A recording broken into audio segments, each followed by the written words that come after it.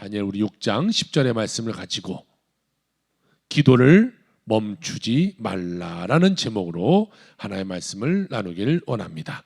우리가 6월 한 달 동안 나누고 있는 말씀은요, 흔들리는 시대 믿음으로 서라라는 이 타이틀로 우리가 말씀을 나누고 있어요. 첫 번째 주 뜻을 정하라라는 것을 통해서 이 다니엘이 바벨론의 음식 앞에서 믿음의 결단을 보여줬던 것을 같이 나눴고, 지난주에 불 앞에 서라라는 제목으로 모두가 다 금신상에 절할 때에 절하지 않았던 세 친구의 믿음에 관해서 같이 은혜를 나눴어요. 그리고 오늘 세 번째 주 기도를 멈추지 말라라는 제목으로 말씀을 전하는데, 오늘 본문은요, 우리를 한 단계 더 깊은 믿음의 단계로 이끌어가고 있음을 우리가 볼 수 있게 됩니다. 여러분, 우리가 알아야 될 것은요, 믿음이라는 것은 한 번의 결단으로 절대로 이루어지지 않는다, 끝나지 않는다는 것을 우리가 알아야 돼요. 내가 한번 열심히 믿어야지 하고 우리가 믿음이 흐트러지지 않습니까? 우리의 믿음은요, 결단했지만 흔들려요. 시간이 지나면 지치기도 하고요, 뭔가 분주함에 밀리기도 하고요, 또 시간이 지나면 처음 가졌던 그 마음이 점점 흐트러져 버리게 되는 것이죠. 그래서 신앙은요, 마치 이 모래성 게임과 같아요. 이 모래성 게임 보면 조금씩 이 모래를 가져가다 보면 어느 순간 꽂혀있던 깃발이 팍 하고 무너지게 되죠. 마치 이처럼 신앙이라는 것은요, 조금씩 사라지다가 어느 날 확 무너지죠. 조금 가져갔다고 절대 무너지지 않아요. 그러니까 사람들은 이래도 괜찮네, 이렇게 열심히 하지 않아도 괜찮네, 기도하지 않아도 괜찮네, 교회 가지 않아도 괜찮네, 말씀 읽지 않아도 괜찮네 하다가 순간 믿음이 쓰러져 버리게 되는 것을 우리가 느끼게 되는 것이죠. 요즘 우리의 삶도요, 그와 똑같은 것을 느껴요. 우리가 아침에 일어나서 가장 먼저 확인하는 것이 뭐예요? 핸드폰부터 확인해요. 예전에는 뉴스 보고 신문 보고 그랬는데, 이제는 핸드폰을 가장 먼저 봐요. 핸드폰을 바라보면서 하루 종일 어떠한 연락을 기다리고 정보를 주고받게 되죠. 내가 잠시 쉬어야겠다고 마음을 먹었다가도 나도 모르게 또 핸드폰 화면을 바라보고 있을 때가 많아요. 내가 이제 좀 조용히 쉬어야겠다라고 마음을 먹었는데도요, 알람 울리죠, 카톡 울리죠, 여러 가지 전화벨 소리 울리죠. 그러다 보니까 우리가 쉬지 못하는 삶을 살아가요. 요즘은요, 이 짧은 영상들이 굉장히 유행이에요. 긴 것들은 잘 안 봐요. 짧게 빨리 10초에 지나서 팍팍 넘겨요. 딱 한 1, 2초 보고 별별 없이 넘겨요. 우리는요, 이것을 하나만 봐야지, 몇 개만 봐야지, 10분만 봐야지 라고 했다가 그것을 보다가 1시간, 2시간이 훅 지나가 버린 적이 너무 많아요. 그러나 그것을 연구하는 사람들의 이야기를 들어보니까요, 그것을 가지고 1시간, 2시간 아무리 봐야 그것이 내 머릿속에 남지 않는다고 그래요. 금방 지나가 버리는 것은요, 내 머릿속에 남지 않고 그냥 시간만 흘려보내게 된다라고 말해요. 그러니까 우리는 그것을 가지고 정보를 얻겠지라고 생각하지만, 사실은 그 쇼츠를 보면서 우리는 정보를 얻기보다 그냥 멍하니 몇 시간을 보내버리게 되게 되죠. 2025년 학술 논문에 따라서 보니까요, 현대인이 하루에 이 모니터를 바라보는 시간이 어느 정도 된가를 보니까 6시간 37분 정도를 모니터를 바라보면서 인생을 살아간대요. 컴퓨터를 바라보든 뭔가 탭을 바라보든 아니면 핸드폰을 바라보든. 또 시카고 출판 학술지 논문을 보니까요, 스마트폰을 확인하는 횟수가 하루에 평균 85회 정도 본다고 그래요.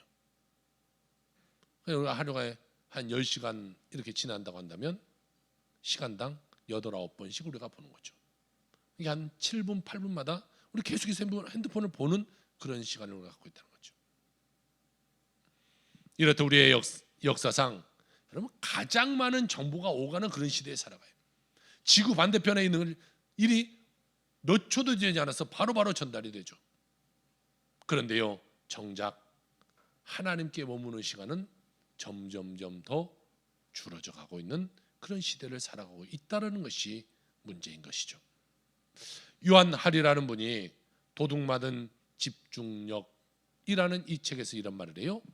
사람의 집중력은 단순히 의지의 문제가 아니라 끊임없이 주의를 빼앗는 환경 속에서 무너지고 있다. 그래서 사람들은 한 가지에 오래 머물지 못하고 생각도 관계도 점점 얕아진다, 이렇게 말하고 있어요. 여러분, 우리의 신앙도 이와 똑같아요. 하나님과 우리의 깊이 머무는 그 시간이 점점 사라지면요, 아까 모래성처럼 믿음도 쓰러져 버리게 되게 되는 것이죠. 오늘 본문에도 비슷한 이야기가 나옵니다. 다리오 왕 시대, 바사와 이 메대 제국의 시대였어요.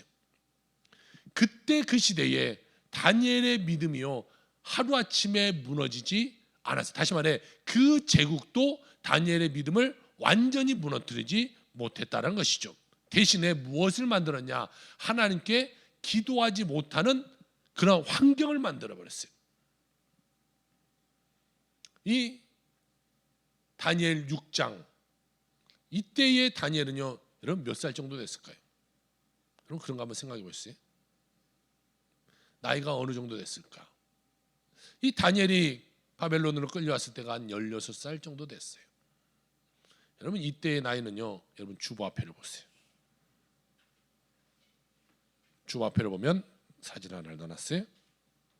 몇 살 정도 될 것 같아요? 네? 50? 70? 80? 네. 이때의 나이는 아마 한 82세에서 85세 사이가 되었을 거라고 생각해요. 우리 대부분 성경 6장까지 읽을 때 아주 젊은 나이에 다니엘을 생각했지만 굉장히 나이가 많이 먹은 그때의 오늘 다니엘이 이야기하는 것이죠. 그때 사람들이요, 다니엘이 이때도 잘 나갔어요. 그러니까 어떻게 하든 이 다니엘을 끌어내리기 위해서 왕의 조서를 통해서 그가 하나님과 연결되어 있는 고리를 끊어버리려고 했어요. 결국에 사탄은요, 우리의 성공보다는 무엇을 바라냐? 하나님과 나의 관계가 멀어져 가는 것, 이것을 사탄은 더 좋아한다는 것이죠. 오늘 우리는요, 다니엘의 모습을 통해서 몇 가지를 같이 한번 살펴보기로 하는데요, 첫 번째는 왜 바쁜 시대일수록 더 우리가 기도해야 될까? 두 번째는 왜 기도의 자리가 무너지면 믿음이 흔들려 버릴까? 세 번째는 어떻게 우리는 끝까지 하나님과 연결된 사람으로 살아갈 수 있을까에 대해서 한번 같이 은혜를 나눠보고자 합니다. 오늘 성경은 첫 번째로 우리에게 말씀하고 있는 것이 무엇이냐면요, 기도의 자리를 지켜라 라고 말하고 있어요. 오늘 다니엘 6장 10절입니다. 우리 같이 한번 읽어봅시다. 시작. 다니엘이 이 조서에 왕의 도장이 찍힌 것을 알고도 자기 집에 돌아가서는 윗방에 올라가 예루살렘으로 향한 창문을 열고 전에 하던 대로 하루 3번씩 무릎을 꿇고 기도하며 그의 하나님께 감사하였더라. 할렐루야. 여러분, 다니엘은요, 위기가 찾아오니까 이 위기를 모면하려고 기도했던 사람이 아니에요. 분명히 오늘 성경은 뭐라고 말하고 있습니까? 전에 하던 대로 그는 기도했다. 그러니까 지금까지 어려서부터 그 16살에 끌려와서 지금 80이 넘은 그 나이까지 그는 뭘 하면서 살았다는 것을 이야기하고 있어요? 기도하며 살았다. 그가 기도하며 살았던 대로 오늘도 기도하고 있다는 것이에요. 다니엘은요, 특별한 감정이 확 올라올 때만 기도하지 않았어요. 형편이 좋을 때 그때만 막 열심히 하면서 그때 하나님께 예배하며 기도하지 않았어요. 아무런 일이 없을 때, 그냥 평범한 날이 주어졌은 그날에도 다니엘은 하나님께 무릎을 꿇었던 것이, 일이 많고 바쁜 날에도 다니엘은 기도의 자리를 지켰던 것이, 다시 말해 이 다니엘은요, 지금 높은 자리에 올라와 있는 그 상황 가운데서도 기도하며 살았다라는 것이죠. 다니엘은요, 이 다리오 왕 시대가 되었어요. 이 시대에 다니엘은 높은 위치에 올랐어요. 고위 관료에 올라서 왕 다음으로 여러 명의 관리가 있었는데 이 관료의 자리까지 올랐어요. 그러다 보니까 나라의 중요한 일들을 처리해야 됐고 수많은 사람들을 만나야 됐고 왕의 신임과 또 사람들의 시기의 그 가운데서의 역할을 잘 감당해야만 됐던 그 삶을 살았어요. 여러분, 잘 나가면요 꼭 시기하는 사람이 있죠. 다니엘이 지금 이 나라 사람도 아니고 끌려왔던 포로인데 그가 지금 이렇게 높은 자리에서 떵떵거리고만 살아가니까 그를 시기하던 사람이 반드시 있었어요. 그래서 어떻게든 다니엘을 이 자리에서 끌어내야겠다. 그러고 흠을 찾고 찾았는데 그에게는 흠이 찾아지지가 않았어요. 그래서 다니엘을 어떻게 끌어내릴까를 봤는데 다니엘이 하는 것은 딱 하나예요. 기도하는 것. 다시 말해 신앙을 지키는 것 딱 하나만 갖고 있는 거예요. 그러면 다니엘을 무너뜨리기에는 이것을 건드려야겠구나. 그가 날마다 하루에 3번씩 기도하는 것, 이것을 못하게 해야겠구나. 그리고 그들이 꾀를 내서요 왕에게 가서 이렇게 말합니다. 왕이여, 이제 이 메대와 바사 제국 모든 사람은 왕에게만 기도하고 왕에게만 예배할 수 있도록 허락하세요. 그렇지 않으면 그를 잡아다가 사자굴에다 던져버립시다. 왕이 듣기에 얼마나 좋은 말이에요. 모든 사람이 나만 찬송하고 나에게만 예배하고 나에만 기도하고, 그러니까 아 좋겠다. 그래서 그들이 갖고 온 조서에 왕의 도장을 꽝 하고 찍습니다. 왕 이외에 다른 사람에게 기도하거나 찬양하고 예배하는 자는 잡아다가 사자굴에 던진다는 거예요. 여러분, 왕의 조서, 이 조서에 왕의 도장이 찍힌다는 것은요 이제는 왕도 그것을 지킬 수밖에 없는 상황이에요. 여러분, 아무리 대통령이라고 해도 법이 생성되면 그 법을 왕도 대통령도 똑같이 지켜야 되는 것과 마찬가지죠. 그래서 왕도 이것을 없앨 수 없는 상황이 됐어요. 그러니까 이제는 누구든지 기도하기만 하면, 하나님께 기도하기만 하면 그는 사자굴에 던져질 수밖에 없는 그런 상황이 되어져 버렸던 거죠. 그런데도 다니엘은 어떻게 했습니까? 집으로 돌아가서 오늘 이 주보에 그 장면이 바로 그 장면이에요. 높은 곳에 올라가서 예루살렘을 향해서 창문을 열고 늘 하던 대로 기도했다라는 것이에요. 그런 상황이 바뀌었어도요 기도를 멈추지 않았어요. 다니엘에게 종교적인 습관 하나가 아니라 하나님 앞에 내가 누구인가를 바로 내세우는 그런 시간을 그가 계속해서 가졌던 거죠. 여러분, PPT를 한번 올려주시면요, 위기의 순간에 사람을 붙드는 것은 갑작스러운 용기가 생겨서 우리가 그것을 붙드는 것이 아니에요. 그것은 뭐냐? 평소에 그가 쌓아온 습관대로, 영적인 습관대로 하나님께 기도하게 되는 것이죠. 여러분, 사람은요 위기가 딱 닥쳐오면 그때 새로운 사람으로 변하지 절대로 그렇게 변하지 않아요. 평소에 그 사람이 무엇을 붙들고 살았냐, 어떤 생각을 갖고 살았냐가 위기가 딱 닥쳐오면 그 사람이 알아요. 평소에 좋지 못한 마음으로, 악한 마음으로 늘 좋지 못한 말로 살았던 사람은요 위기가 닥쳐오면 딱 그렇게 행동해요. 평소에 기도의 자리를 지킨 사람은요 위기가 닥쳐와도 하나님께 기도하고 예배하는 삶을 살아가는 것이고, 평소에 하나님 앞에 머무는 시간이 적었던 사람은 위기가 닥쳐오면 그 마음이 흔들려서 세상 가운데 마음을 뺏겨버리게 되는 것이죠.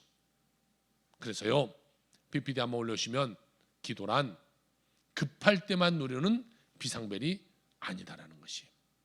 근데 많은 사람들이 비상벨로 생각해. 어려우니까 하나님께, 힘드니까, 문제가 생기니까, 아프니까 그때서야 기도하는 거예요. 다음 PPT 한번 보시면요, 기도는 하나님과의 관계를 이어가는 영혼의 호흡이다라는 것이. 여러분, 호흡이라는 것은요 숨이죠. 숨을 쉬어야 우리가 살아갈 수 있게 되는 거예요. 여러분, 우리가 동물과 사람이 다른 것은 뭡니까? 창세기에 보니까 하나님이 사람을 만들고 그 코에 생기를 불어넣으시니 우리가 생명이 되었더라 이렇게 말하고 있어요. 동물과 사람이 다른 것은요 그 생명, 영혼을 우리에게 넣어줬다는 것이죠. 그런데 그 영혼은 기도할 때 생명을 얻게 되는 거예요. 그러면 기도하지 않으면요 영혼은 죽을 것이고, 영혼을 죽은 사람은요 동물과 다름없는 삶을 살아갈 수밖에 없다라는 거예요. 하나님이 우리에게 주는 특별한 그 권리를, 특별한 그 권세를 우리가 포기해버리는 것이에요. 그냥 동물처럼 살아가는 거예요. 기도가 끊어지면요, 영혼이 메말라 버리는 것이에요. 우리가 예배드리지만 똑같이 예배드리면서도요, 어떤 사람은 메말라 갈 수 있어요. 신앙생활을 하고 있지만 하나님과의 친밀함, 어떠한 사람은 약해져 갈 수 있어요. 겉으로 보면 별 문제 없는 것처럼 보이지만 기도의 자리가 무너지면 여러분, 영혼의 중심이 조금씩 흔들려 버리게 된다는 것이죠. 현대를 살아가는 우리는요, 참으로 분주하게 살아요. 바빠요. 뭐 회사도 다녀야죠, 일도 해야죠, 요즘은 뭐 취미생활도 해야죠, 놀러도 다녀야죠, 캠핑도 다녀야 되고, 할 일들이 많아요. 요즘 사람들은요, 급한 연락 놓치지 않으려고 늘 핸드폰을 손에 쥐고 살아요. 잠깐 핸드폰 어디가 있으면요, 그것을 참지 못하죠. 혹시 온 알람을 놓칠까, 온 전화를 놓칠까, 어느 단톡방에 어떠한 이야기가 올렸는데 조금만 지나면요, 이야기가 이렇게 지나가 버리니까 내가 그것에 놓치지 않을까. 그런데요, 정작 하나님께 머무는 시간은 점점점 줄어져 가고 있다는 거죠. 예전에는 얼마나 교회에 기도하는 사람들이 많았어요. 새벽마다 새벽을 깨우는 기도하는 사람들이 많았어요. 그런데요, 점점 신앙을 잃어가요. 새벽에 기도하지 않아요. 피곤하니까, 힘드니까, 나이 먹으니까, 아프니까, 뭐 여러 가지 핑계를 댈 수 있어요. 그래서요, 새벽 교회가 없어지는 교회들도, 새벽 예배가 없어지는 교회들도 많아지죠. 예전에 금요철 하면요, 얼마나 많은 사람들이 모여서 다 모였죠. 온 교인이 모여서 기도했어요. 찬양하고 기도하고. 예전에 뭐 에어컨이 어디 있습니까? 따뜻한 히터가 어디 있습니까? 그냥 더우면 더운 대로 김이 꽉 찰 정도로, 저 문을 열면 김이 훅 나갈 정도로 열심히 기도했어요. 그런데요, 요즘은 그렇게 기도하지 않아요.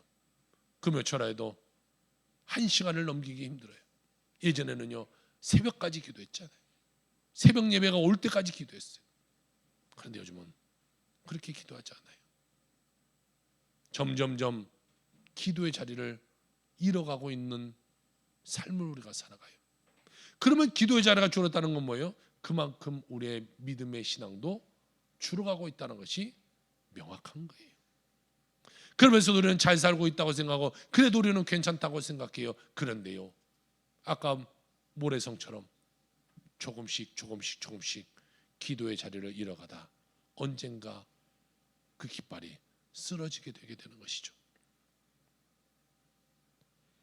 사람과의 약속 우리가 잘 기억해요.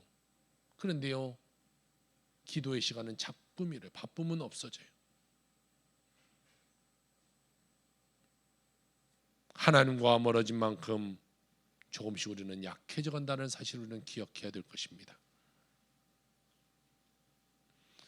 우리가 기도하지 않고요, 세상을 절대로 잘 살아갈 수가 없어요.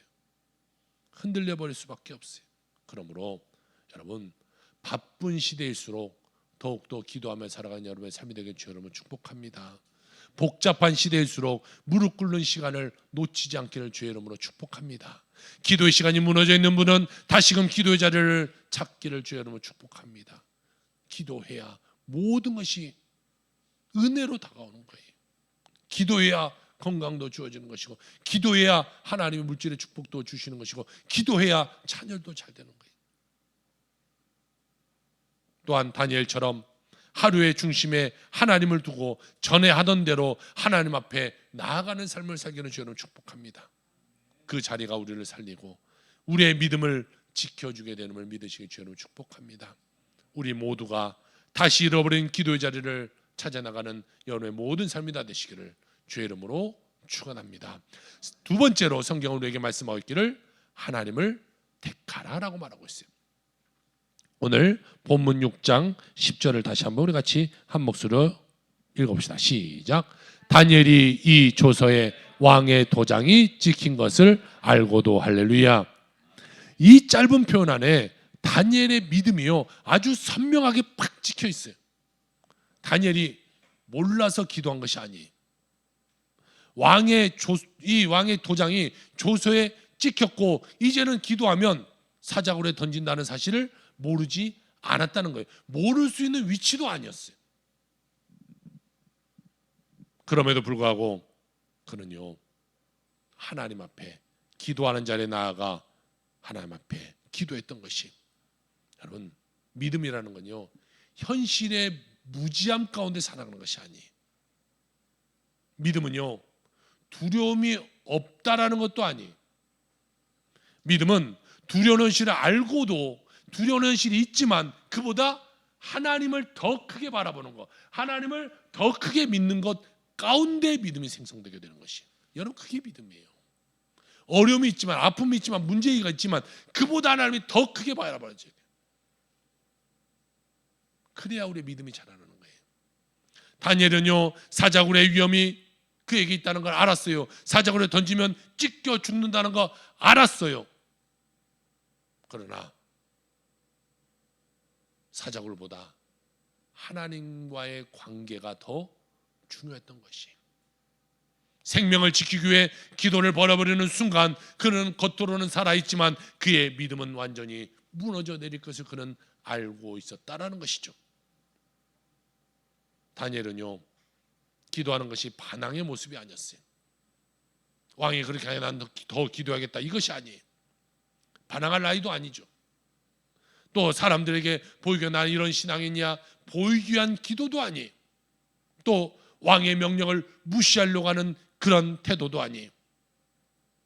하나님을 하나님으로 인정하기 위한 기도의 모습이었던 것이, 세상의 명령이 아니라 하나님과의 관계를 끊으려 할 때 다니엘은요, 사람의 도장보다 하나님과의 그 주권의 관계가 더 중요했던 것이죠. 왕의 조서에는 그의 몸을 위협할 수 있었지만 그의 영혼이 하나님께 향하는 길까지 막지 못했던 것이죠. 여러분, 우리 삶에도 이러한 비슷한 순간들이 찾아와요. 왠지 믿음을 지키면요, 손해볼 것 같은 그런 삶이 찾아와요. 오늘 예배 안 드리고 내가 무언가 계약하러 가면 더 잘 될 것 같은 생각이 들 때도 있어요. 내가 기도하는 자리보다 다른 자리를 찾아갈 때 더 잘 될 것 같은 마음도 있어요. 기도하며 살면 뒤처질 것 같기도 하고, 말씀대로 살다 보면 사람들이 유난 떤다고 손가락질하고 같기도 해요. 그래서 신앙을 버리는 것은 아니지만 조금씩 그 믿음의 자리를 숨기면서 살아가요. 어디 가서 내가 예수 믿는 것이 들키지 않으려고 기도해야 되는데 기도하지 않고 밥 먹을 때도 있을 것이고, 내가 예수 믿는 것이 부끄러워 숨길 때도 많을 수 있어요. 기도해야 될 자리에서 침묵하거나 하나님을 선택해야 할 순간 가운데 그때도 사람의 눈치를 먼저 보게 되기도 되는 것이죠. 그러나 PPT를 올려주시면요, 성도는 두려움이 없는 사람이 아니라 두려움 속에서도 하나님을 선택하는 사람임을 기억하게 주의 이름으로 축복합니다. 상황이 편할 때만 하나님을 찾는 것이 아니라 상황이 불리해져도 하나님을 놓지 않는 사람이 믿음의 사람이 되는 것이죠. 다니엘은 조서의 왕의 도장에 찍힌 것을 알고도 하나님께 나아갔어요. 세상의 압박보다 여러분, 우리는요, 하나님을 더 크게 바라보는 믿음의 사람이 되어야 될 줄로 믿습니다. 우리도 세상의 압박이 다가오지만 세상의 압박보다 하나님을 더 크게 우리가 바라봐야 돼요. 두려움이 우리를 멈추지 하지 못하도록 하나님을 택하는 그런 성도의 삶을 다 살아가기를 주의 이름으로 축원합니다. 마지막 세 번째로 감사로 기도하라, 이렇게 말하고 있어요. 오늘 다니엘 6장 10절입니다. 같이 한번 읽습니다. 시작. 기도하며 그의 하나님께 감사하였더라. 다니엘은요, 감사했대요. 그런데 지금 다니엘의 문제가 해결돼서 감사한 것이 아니잖아요. 문제가 그대로 있어요. 조서가 그대로 있고요. 기도하면 사자굴에 던져질 그 위기도 그대로 있어요. 그에게는 아직 아무런 해결된 것이 하나도 없어요. 그런데 그가 그 가운데 뭐 했어요? 감사했다. 여러분, 이게 진짜 믿음인 거예요. 뭔가 해결돼서 내가 기도하는 것이 이루어져서 감사가 아니에요. 여러분, 이것이 정말 우리의 믿음의 깊이가 나타나는 모습이죠. 환경이 좋아졌기 때문에 감사한 것이 아니라 하나님은 여전히 나의 하나님이시기 때문에 감사한 거예요. 그냥 하나님의 존재만으로 우리가 감사한 거예요. 다니엘의 감사는 상황에 대한 만족이 아니라 하나님에 대한 신뢰에 감사했던 것이죠. 그는 사자굴보다 크신 하나님, 사람의 조소보다 높으신 하나님, 자기 인생을 끝까지 붙드시는 분은 하나님인 것을 믿고 그가 나아가게 되었던 것입니다. 우리의 기도도 여러분 다 그렇게 회복해져야 될 줄 믿습니다. 기도할 때마다 문제만 말하다가 끝나는 것이 아니라 먼저 우리가 하나님을 기억하며 기도하는 자가 되어야 돼요. 감사하며 기도하는 자가 되어야 돼요. 오늘까지도 나를 살리시는 그 하나님의 은혜, 여기까지도 나를 붙들으시는 그 하나님의 은혜, 아직 끝나지 않은 그 상황 속에서도 나를 떠나지 않고 나와 함께 하시는 그 하나님의 은혜를 우리가 고백하며 살아가는 자가 되어야 되는 것입니다. 여러분, 우리가 하루 중에요, 짧은 시간이라도 핸드폰 내려놓고 하나님 앞에 감사 제목 하나 붙들고 기도하며 살아가는 여러분의 삶이 되게 주님으로 축복합니다. 여러분, 감사가 살아나면요, 기도가 살아나는 거예요. 기도가 살아나면요, 믿음도 다시 힘을 얻게 되는 것이죠. 다니엘처럼 상황이 풀리기 전에 하나님께 감사하며 기도하며 나아가는 여러분의 모든 삶이 다 되시기를 주의 이름으로 축복합니다. 이 철의 장막 아래 무릎 꿇는 자리를 빼앗기지 않았던 한 목회자가 있는데요, 루마니아의 리처드 원블란트 이 목사님입니다. 1909년 이 루마니아 유대인의 가정에서 태어나요. 그런데 9살 때 아버지를 잃고 어린 시절부터 깊은 상처와 외로움 가운데 삶을 살아갔죠. 젊은 시절 그는 하나님을 찾기보다 세상의 이 사상 속에 빠져 살았어요.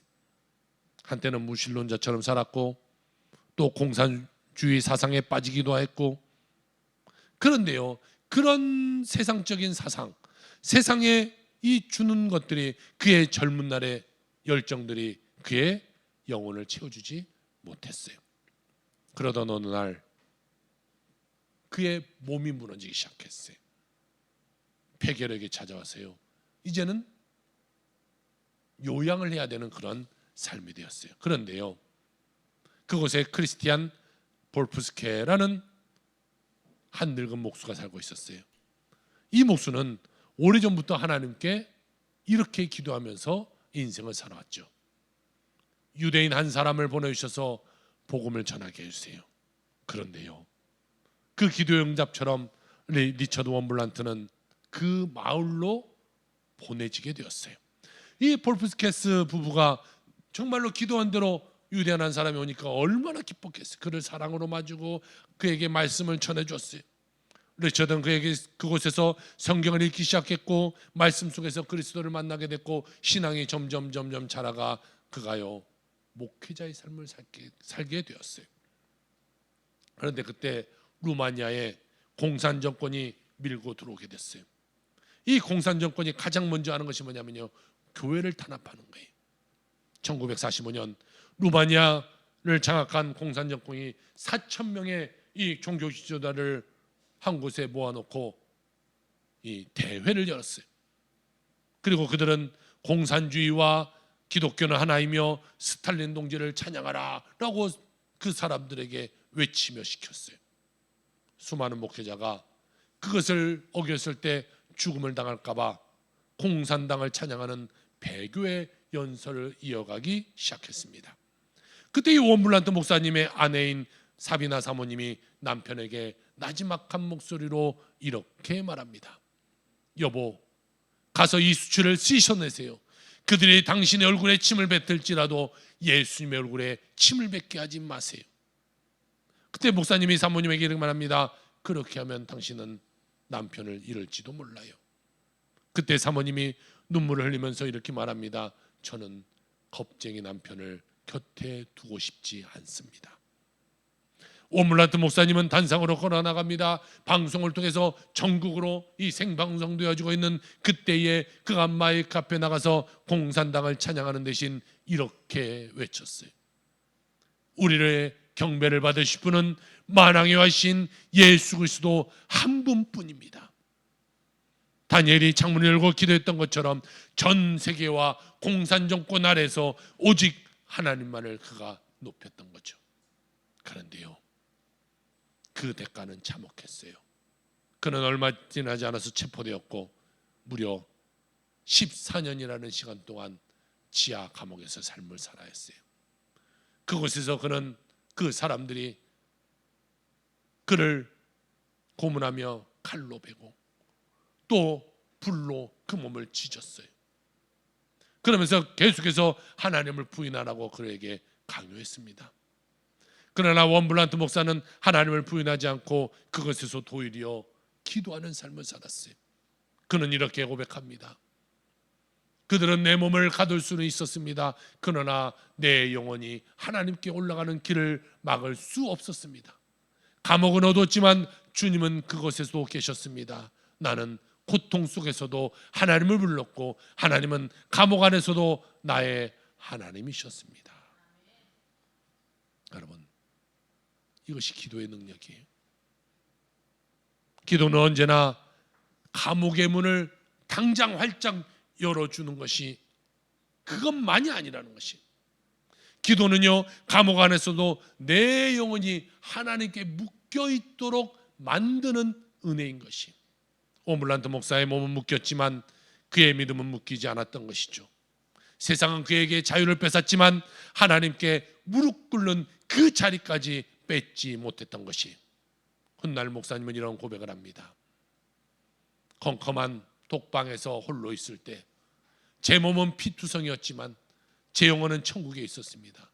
그곳에서 저는 차가운 바둑을 무대 삼아 예수님과 함께 춤을 추었습니다. 사랑하는 성도 여러분, 오늘 우리에게도 기도를 멈추게 만드는 것들이 너무 많이 있어요. 너무 바빠서, 너무 지쳐서, 너무 복잡해서, 때로는 너무 두려워서 하나님 앞에 머무는 시간을 뺏길 때가 너무 많아요. 그러나 기도가 멈추면 믿음의 힘도 사라져버리게 되는 것이, 하나님과 연결이 약해지면 우리의 마음은 세상의 소리에 쉽게 흔들려져 버리게 되는 것이죠.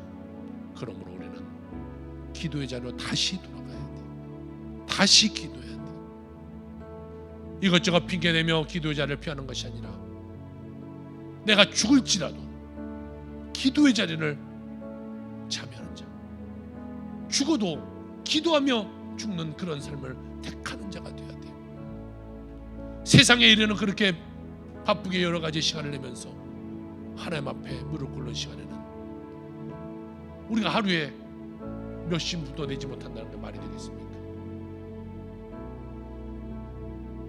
새벽에 그 시간을 여러분 깨우기를 주의로 부탁을 드립니다. 하루의 마무리를 주님께 기도하며 살아가는 여러분의 삶이 되길 주의로 축복을 드립니다. 지금은 괜찮은 것 같아도 어려움이 닥쳐오면, 문제가 닥쳐오면, 위기가 닥쳐오면 우리는 그냥 쓰러져 버릴 수밖에 없는 것입니다. 우리는 기도하지 못해도 괜찮아요. 길게 기도하지 못해도 괜찮아요. 화려하게 기도하지 못해도 괜찮아요. 우리는 하나님께 감사하며 이렇게 기도하면 돼요. 주님, 그래도 주님은 나의 하나님이십니다. 오늘도 주님 앞에 머물겠습니다. 여러분의 삶을 하나님께 맡기며 살아가길 바랍니다. 여러분 모두의 가정에 다시금 기도가 살아나길 바랍니다. 우리의 일터와 삶의 자리에 하나님을 찾는 시간이 회복되기를 주 여러분 축복합니다. 우리 교회가 다시금 기도하는 교회, 하나님 앞에 무릎 꿇는 교회, 흔들리는 시대 속에서도 믿음으로 바로 서는 그 교회로 다시금 일어서기를 주님의 이름으로 축원합니다. 기도합시다.